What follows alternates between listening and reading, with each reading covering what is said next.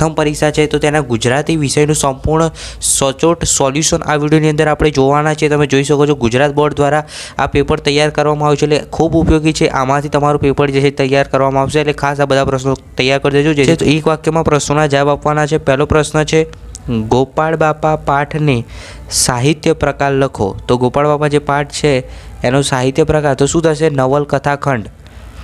આ પ્રશ્ન આપણે દર વખતે મેં તમને કીધેલું છે કે આ યાદ રાખવાનું, અહીંયા આવશે નવલકથા ખંડ। ત્યારબાદ વિદ્યાર્થી મિત્રો બીજો પ્રશ્ન છે, ગાંધીજીની આત્મકથાનું નામ જણાવો। તો ગાંધીજીની આત્મકથાનું નામ શું હતું? તો સત્યના પ્રયોગો। જવાબમાં શું લખવાનું છે તમારે? સત્યના પ્રયોગો, બરાબર। તો આ રીતે બે પ્રશ્નોના જવાબ આપશો એટલે 2 માર્ક્સ તમને અહીંયા મળશે। ચલો આગળ બ નંબરનો જે પ્રશ્ન છે ટૂંકમાં પ્રશ્નોના જવાબ આપવાનો છે। પહેલું છે, અમૃત કાકીએ દવાખાનામાં મંગુ માટે કઈ કઈ ભલામણો કરી હતી?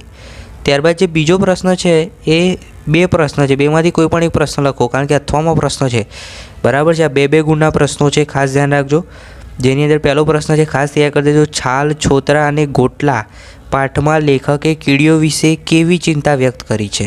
અને જો એ પ્રશ્ન ન આવડે તમને તો એની અથવામાં જે બીજો પ્રશ્ન છે એ પણ તમે લખી શકો છો, દુર્લભ ભારતને જન્મ એવું કઈ લેખક શું સમજાવવા માગે છે તે તમારે અહીંયા જણાવવાનું છે। 2 માર્ક્સનો પ્રશ્ન છે એટલે 4 મુદ્દા તમારે ઇઝી લખવા પડે।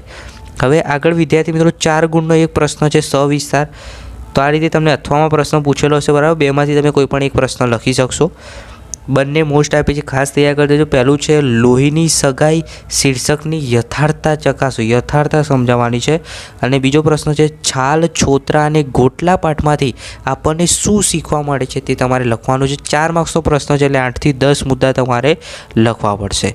હવે વિદ્યાર્થી મિત્રો જે વિભાગ બી છે પદ્ય વિભાગ, એની હું ચર્ચા કરીશ। તો અહીંયા તમને શું કીધું છે, નીચેની કાવ્ય પંક્તિ પૂર્ણ કરો, જેના 2 માર્ક્સ છે। તો વાલજીનું રૂપ રુદમાં નિર્બી નિરાકી હરકે, તો જે આખી કાવ્ય પંક્તિ છે એ તમારે અહીંયા પૂરી કરવાની છે, જેના 2 માર્ક્સ છે।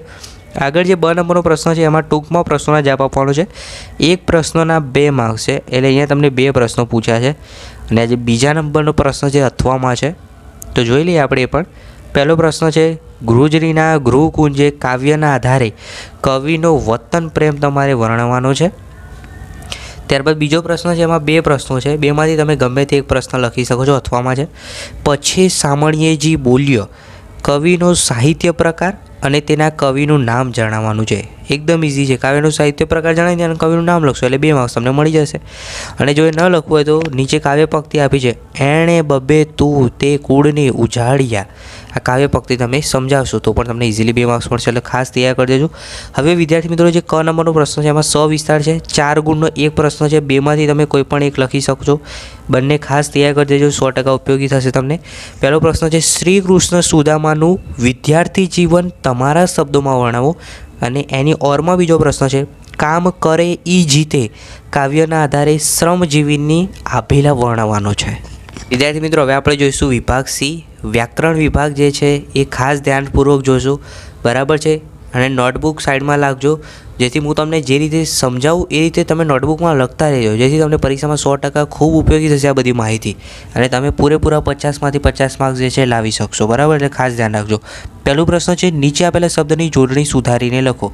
તો ગિરિધરની સાચી જોડણી હું અહીંયા લખું છું, ખાસ ધ્યાન રાખજો। ગિરિધર જે છે આવી રીતે લખાય, જુઓ ગિરિધર। તો આ ગિરિધરની સાચી જોડણી આ રીતે થશે, બરાબર। ત્યારબાદ મૂંગું, તો મૂંગું જે છે એ કેવી રીતે લખાય? તો મૂ જે છે એ આમ આવશે, મૂ અને ઉપર ટપકું આવશે, મૂંગું, મૂંગું। તો આ મૂંગુની સાચી જોડણી મેં તમને અહીંયા સ્ક્રીન ઉપર બતાવી, ખાસ જોઈ લો, નોટબુકમાં લખી દો, બરાબર, જેથી તમને યાદ રહે। નીચે આપેલા શબ્દના ધ્વનિ છૂટા પાડો। તો ક્ષમા, તો ક્ષમા બોલીએ એટલે ક બોલાય છે, જુઓ। તો પહેલું શું આવશે? ક વત્તા ક્ષ અડધો, ક્ષમા એટલે અ વત્તા મ વત્તા આ, તો ક્ષમા આ રીતે થશે। ક વત્તા ક્ષ પછી અ વત્તા મ વત્તા આ, તો આ રીતે ધ્વનિ છૂટા પાડવાના છે એના। દરેક પ્રશ્નોના 1-1 માર્ક્સ છે, બરાબર। ચલો નીચેના વાક્યમાં ઘાટા અક્ષરે આપેલી સંજ્ઞાનો પ્રકાર જણાવો। તો આ તુલસીશ્યામ જવા આવવાનો ધોરી માર્ગ છે। તો તુલસીશ્યામ એ શું છે? તેનો સંજ્ઞાનો પ્રકાર સમણાનો છે. તો આ વ્યક્તિવાચક છે.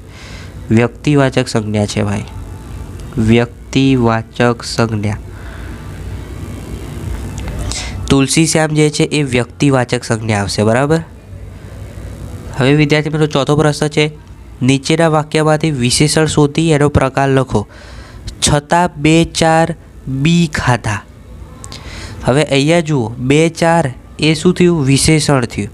અને એ વિશેષણ જે છે શું છે? 2-4. એનો વિશેષણ પ્રકાર શું થશે? સંખ્યાવાચક. ખાસ તૈયાર કરી દેજો. વ્યાકરણમાં તો તમારે ઇઝીલી પૂરેપૂરા માર્ક્સ આવી જશે. આટલો વિડીયો જોઈ લેશો તમને 100% પૂરેપૂરા માર્ક્સ આવી જશે વ્યાકરણમાં. સંખ્યાવાચક.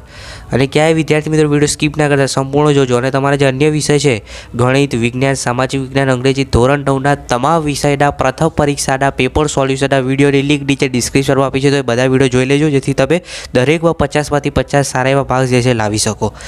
વિદ્યાર્થી મિત્રો આગળ જુઓ. જે ચોથો પ્રશ્ન છે આપણે જોઈ લીધો. હવે પાંચમો પ્રશ્ન જોઈએ. નીચે આપેલા શબ્દોની સંધિ છોડો. તો ગણેશ જે છે એને આપણે છૂટું પાડીએ તો ગણ વત્તા ઈસ થશે. ગણેશ. ગણ વત્તા ઈસ. ગણેશ. હવે વિદ્યાર્થી મિત્રો બીજું છે પવન. તો પ વત્તા આવન. તો પવન જે છે આ રીતે થશે. પવન. પો વત્તા અન. પો વત્તા અન. પવન. છઠ્ઠો પ્રશ્ન છે, નીચેના શબ્દોના સમાનાર્થી શબ્દ. તો વિલક્ષણ એટલે એનું સમાનાર્થી શબ્દ શું થાય? અસાધારણ. વિલક્ષણ એટલે અસાધારણ. અસાધારણ. સંપદા એટલે સંપત્તિ. સંપત્તિ. બરાબર. નોટબુકમાં લખતા રહેજો અને ખાસ તૈયાર કરી દેજો જેથી તમે પૂરેપૂરા 50માંથી 50 માર્ક્સ લાવી શકો. સાતમો પ્રશ્ન છે, નીચે આપેલા શબ્દને કયો પ્રત્યય લાગે છે તે જણાવો. તો અણસમજુ. તો અહીંયા કયો પ્રત્યય છે? પૂર્વ પ્રત્યય. અણસમજુમાં પૂર્વ પ્રત્યય લાગે છે. લેખક. તો આ પર પ્રત્યય છે. કયો પ્રત્યય છે? પર પ્રત્યય. હવે વિદ્યાર્થી મિત્રો આઠમો પ્રશ્ન છે, નીચેના વાક્યમાંથી સર્વનામ શોધો. તો તલાલામાં હું કેરીના સોદા માટે ગયેલો. તો હું જે છે એ સર્વનામ છે. અને જો તમને એનો પ્રકાર પૂછો નથી પણ પૂછે તો યાદ રાખવાનું. હું એ કયો પ્રકાર કહેવાય? પુરુષવાચક. પુરુષવાચક. હું, તું આ બધા પુરુષવાચક આવે. બરાબર. હવે રૂઢિપ્રયોગનો અર્થ આપવાનો છે. પનારે પડવું. પનારે પડવુંનો રૂઢિપ્રયોગનો અર્થ શું થશે? તો એક ધારું પડવું. પનારે પડવું એટલે એક ધારું. એક ધારું પડવું. નીચેના શબ્દ સમૂહ માટે એક શબ્દ આપવાનો છે. પરણતી વખતે કન્યાને પહેરવાનું વસ્ત્ર. તો પરણતી વખતે કન્યા જે વસ્ત્ર પહેરે છે બરાબર છે એને શું કહેવાય? પાનેતર. ખાસ યાદ રાખજો પાનેતર જવાબ આવશે. તો વ્યાકરણ વિભાગમાં વિદ્યાર્થી મિત્રો તમે આ વિડીયો જોયો છો તો તમારા વ્યાકરણ વિભાગમાં 100% પૂરેપૂરા માર્ક્સ આવશે. ટેન્શન ના લેતા. અને જો વિડીયો સ્કીપ કર્યો હશે તો પછી જોઈ લો ફરીથી, કારણ કે ખૂબ ઉપયોગી મેં તમને સારી રીતે સમજાવેલ છે દરેક પ્રશ્નો. હવે જુઓ વિભાગ ડી, અર્થગ્રહણ અને લેખન. તો એની અંદર પહેલો પ્રશ્ન છે 4 ગુણનો છે. બરાબર મિત્રો. તો એની અંદર 2 પ્રશ્નો છે જેમાં કાવ્યપંક્તિનો વિસ્તાર અહીંયા સમજાવવાનો છે. પહેલું છે, ગમેના શૈશવ ખેલ યૌવનના પરાક્રમ સાધુતા નહીં વાપ્ત કરવી વ્યથર્થે જિંદગી ક્રમ. એ ન લખો તો એની અથવામાં બીજી કાવ્યપંક્તિ છે, પરિશ્રમ એ જ પારસમણી. તો પરિશ્રમ એ જ પારસમણીનું વિચાર વિસ્તાર તમારે સ્પષ્ટ કરવાનો છે. તમારા શબ્દોમાં એકદમ સહેલું છે.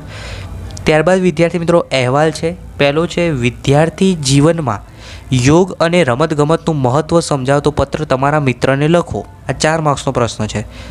અને જો તમારે આ ન લખવું હોય તો એની અથવામાં અહેવાલ પૂછાશે. ખાસ ધ્યાન રાખજો, તૈયાર કરી દેજો. સંપૂર્ણ આ પેપર છે એના દરેક પ્રશ્નોનું સોલ્યુશનની જે PDF છે એની લિંક નીચે ડિસ્ક્રિપ્શનમાં આવી છે, તો એ PDF પણ ડાઉનલોડ કરી દેજો. હવે જે અથવામાં પ્રશ્ન છે તમને એમ કીધું છે, તમારી શાળામાં યોજાયેલ સ્વયં શિક્ષક દિવસની ઉજવણીનો અહેવાલ. બરાબર છે. શિક્ષક દિન વિશે તમારે અહીંયા સમજાવીને અહેવાલ લખવાનો છે 5 થી 10 વાક્યોમાં. બરાબર. ચલો હવે અહીંયા ફકરો આપ્યો છે, આ ગદ્યખંડ છે, જોઈ લો. હવે નીચે જે 4 પ્રશ્નો છે ને એ આપણે જોવાના છે, એના જવાબ આપવાના છે ફકરા પરથી. તો પહેલો પ્રશ્ન છે, માણસની વિકૃતિઓ ક્યારે ક્ષીણ થશે? તો હવે જુઓ પેરેગ્રાફ. તો શું લખ્યું છે કે ભાઈ જેમ જેમ માનવ જે છે એ વિજ્ઞાનની જેમ જેમ પ્રગતિ થશે તેમ માણસમાં વૈજ્ઞાનિક વૃત્તિ એ વધતી જશે. બરાબર. તો તમારે લખવા કે ભાઈ જેમ જેમ વિજ્ઞાનની પ્રગતિ થશે તેમ તેમ માણસની વિકૃતિ ક્ષીણ થશે. પછી બીજું છે લેખકના મતે માણસને કઈ બાબતનું પૂરતું જ્ઞાન નથી. તો તમારે અહીંયા લખવાનું છે, તમે ફકરો વાંચો તો તમને આનો આન્સર મળી જશે. બરાબર છે. તો લખવાનું કે માણસને શરીર રચનાનું અને પાચન પ્રક્રિયાનું પૂરતું જ્ઞાન નથી. તો બીજામાં શું લખવાનો જવાબ? તો માણસને શાનું જ્ઞાન નથી? તો લખવાનું માણસને શરીર રચનાનું અને પાચન પ્રક્રિયાનું જ્ઞાન નથી. ત્રીજો પ્રશ્ન છે માણસ વિકૃતિને ક્યારે છોડવા માટે તૈયાર થશે? તો વિકૃતિને ક્યારે છોડશે? તો જ્યારે તેને સમજાશે ત્યારે તે વિકૃતિને છોડશે. બરાબર છે.